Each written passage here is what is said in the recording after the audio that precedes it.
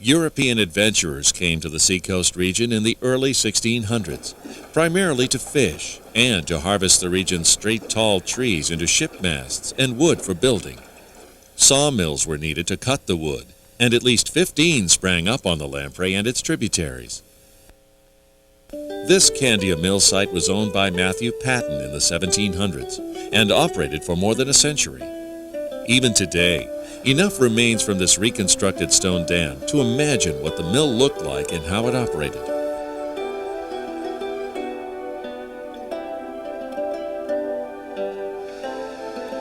This footage from a replica site in Massachusetts shows how the mill was critical to early New England life.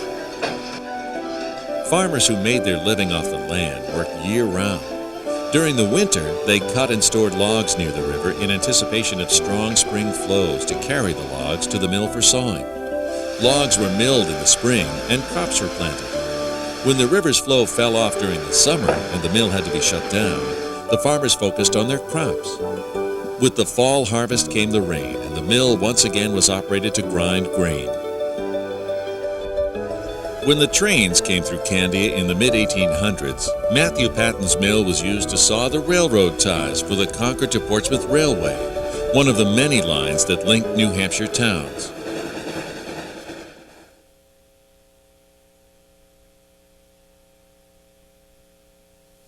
From Candia, the Lamprey winds through the town of Raymond toward Epping and Lee. At the center of Epping was another dam and another freshwater pond. Here, where there was once a dam and at many such man-made ponds, locals carried on a traditional winter business of ice cutting.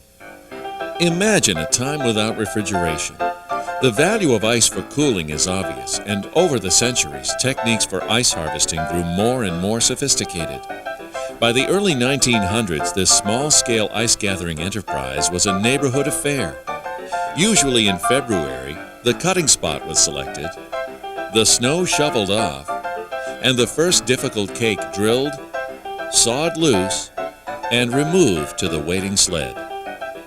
The ice plow scored off 300-pound blocks, with cuts 2 to 3 inches into the surface of the ice. Sawed by hand in a circular motion, blocks were broken with bars into more manageable pieces and floated to the ice house for storage. Ice cakes were layered with sawdust saved from the sawmills. Properly stored in the ice house, a cake of ice could survive an entire New Hampshire year without melting. Today, ice cutting is a lost art, but the river finds new purpose. Epping's annual canoe race now takes place where the dam used to be. The result is a new and different sense of community spirit and a renewed link to the river for race participants and onlookers.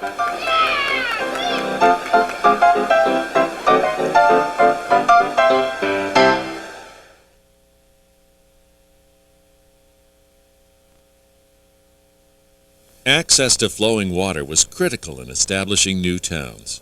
Colonists usually built dams on sites near the same natural rapids and falls that had previously attracted Native Americans, and today attract recreationists. The Lamprey shares this heritage. From the modern roadway, Lee appears as a farm town with no industry at all. But here at Wadley's Falls is a reminder of the town's lost factories and commercial center. The first sawmill here dates to the 17th century, when New Hampshire was still governed by the Massachusetts Bay Colony. That tradition continued right through to the 20th century. This is the only location along the Lamprey where a mill straddled the entire river and was powered by a horizontal water wheel. Lumber milled here during the Civil War supported the local shipbuilding industry. A tannery operated here in 1860, and soon after, Dr. Isaiah Edgerly created New Hampshire's first pharmaceutical company here. He reportedly manufactured as much as 25 tons of ground botanical medicines in a single year. At the turn of the 20th century, Wadley's Falls was a busy intersection. Here were a hotel with the post office in its front room, 2 stores, the pharmaceutical company, a cider mill, a saw and planing mill, a tannery, and a shoe manufacturing shop, which was later replaced by a leatherboard factory. As with all early factories, these industries dumped any polluted byproducts directly into the river. Today, except for the fallen foundations, A visitor might never suspect the bustling activity that once characterized this stretch of river. But look closer and the evidence is still here. A fire destroyed the leatherboard factory. Fires were common in these Lamprey factories, many of which were rebuilt time and again. The Wadley's Falls story was repeated here, further downriver in Durham, at Wiswall Dam.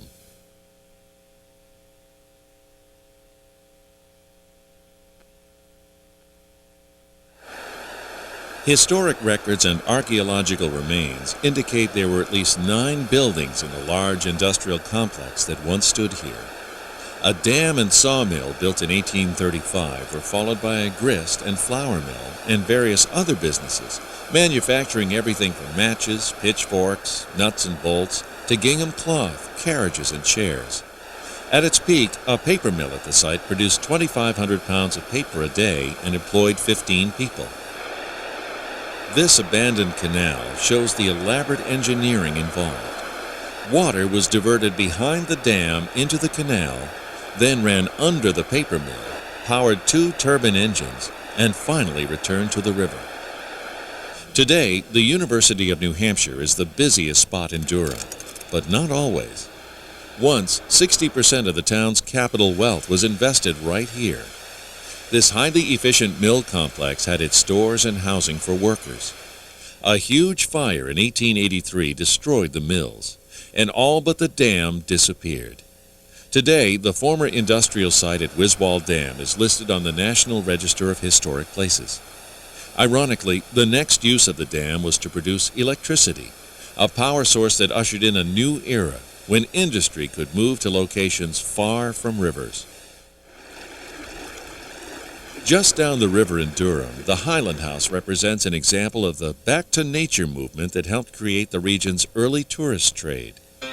Originally owned and operated during the late 1800s by the S.J. Woodman family, Highland House was acquired by the Thompson family around 1912 and expanded to include 2 additional guest houses. For many years, visitors came from cities like Boston and New York to enjoy the hearty, farm-fresh meals and country environment. Fathers, the advertising brochure said, could commute easily to be with their families on weekends in this home-like atmosphere.